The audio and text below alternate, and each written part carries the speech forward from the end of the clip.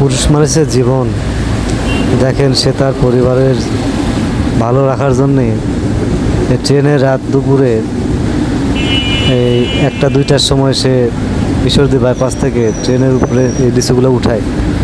উঠানোর পরে সে বিক্রি করার পরে যে 200-500 টাকা তার ইনকাম হয়, সে তার পরিবারের জন্যে এই ইনকামটুকু ব্যয় করে।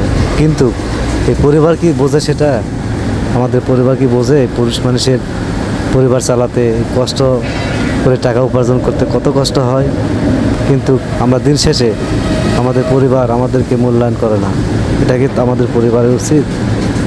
তাদেরকে একবার হলেও ভাবা উচিত যে পুরুষ মানুষ কত কষ্ট করে, কত পরিশ্রম করে, কত ত্যাগ স্বীকার করে এই পরিবারের জন্যে, এই পরিবারের আহারের জন্যে, পরিবারকে ভালো রাখার জন্যে এই পরিশ্রমটুকু করে টাকা উপার্জন করে। তো ভাইয়া, আপনারা জানেন যে আসলে শুধু নারীরা নির্যাতিত হয়।